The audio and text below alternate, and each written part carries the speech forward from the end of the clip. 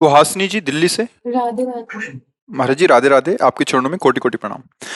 भगवान, मुझे भगवान में पूरा भरोसा है। मुझे कभी कभी परिस्थितियों से, लोगों से डर लगता है।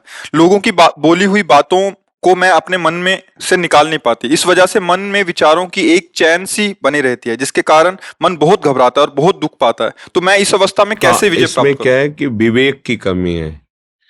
जो मन हमें बांधता है ना, ये कल्पनात्मक भी बांध सकता है, बिना किसी व्यक्ति वस्तु स्थान के भी। ये बिना किसी के भी ये भय की रचना कर सकता है अंदर ही अंदर। ये बिना किसी बात के भी बात रचना कर सकता। अगर ऐसा हो गया तो फिर तो जीना मुश्किल हो जाएगा। फिर क्या वो मतलब आपको ऐसे विषाद में पैदा कर देगा, जहां कोई अवसर नहीं विषाद का, वहां भी विषाद करा देगा, क्योंकि विवेक नहीं है। अगर विवेक है तो फट से काट देगा। जहां वो चैन बनाना चाहेगा ना, फट से काट देगा। अगर ऐसा होगा तो भगवान है ना, वो रक्षा करेंगे। अगर ये नष्ट हो गया तो दूसरी व्यवस्था करेंगे। अनंत ब्रह्मांडों की रक्षा करते हैं, हमारे सर्व समर्थ भगवान है, वो तुरंत काट लेगा। अब इतना आश्रय है नहीं, सत्संग का अभी रंग चढ़ा नहीं, तो विवेक रूपी कैंची सही है नहीं, तो काट नहीं पाती। अगर विवेक एक क्षण में कट जाएगा। कोई कोई घंटा में काट पाता है, कोई दिन में, कोई जीवन भर बनाए रखता है। ये वही आदमी है जिसने मुझे गाली दिया था, जीवन भर बनाए रखता है, और कोई एक सेकंड में काट दिया। ना ना, इसका कोई दोष नहीं है।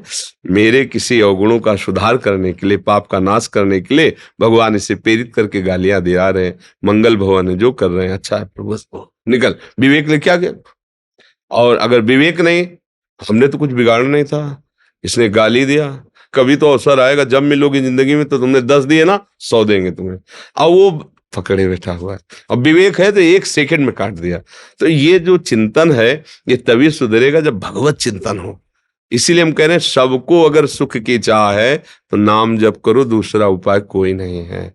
ये तुम्हारे किसी के आशीर्वाद से, फल फूल देने से, जंतुर मंतुर बांधने से कुछ नहीं।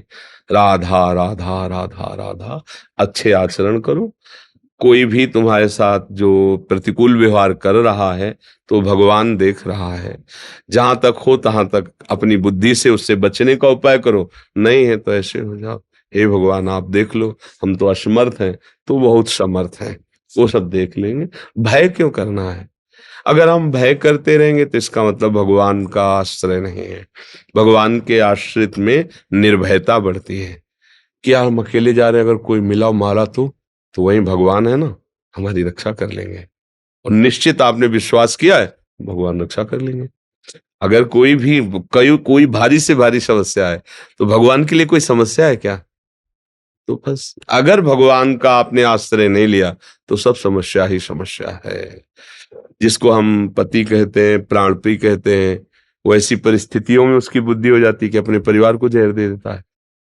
ऐसी परिस्थिति प्रकट हो जाती है कि जो प्रिय से प्रियजन है वो संबंध विच्छेद कर लेते हैं। जिनके सहारे हमने जीवन काटने की कोशिश की, वही हमें छोड़ देते हैं। ये क्या है? फिर भय ही तो है ना। अगर भगवान का आश्रय, सब में भगवान का भाव करो, तो अगर ऐसी स्थिति भी आएगी तो आपने भगवान को पकड़ा है।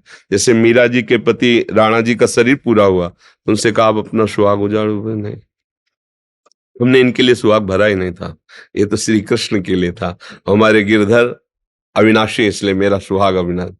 बस अब बिना भगवान के आश्रय, मेरी जो हृदय की बात और संतों की बात और शास्त्रों की बात, बिना भगवान के किसी को स्वप्न में भी सुख नहीं मिल सकता, पक्का समझ लो। अब चाहे आप उसे स्वीकार करें या ना स्वीकार करें, इसमें आप स्वतंत्र हो। भगवान ने भी आपको स्वतंत्र इस विषय में किया है।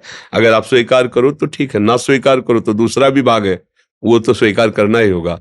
अधर्म आचरण करोगे, उसका दंड मिलेगा आपको। यहाँ से लोग परलोक सब मिले, वो तो स्वीकार करने की जरूरत नहीं, तो मिलेगा ही। अगर इधर स्वीकार कर लिया तो वो नष्ट हो जाएगा और तुम्हें आनंद की प्राप्ति होगी। बस ये बात समझना है।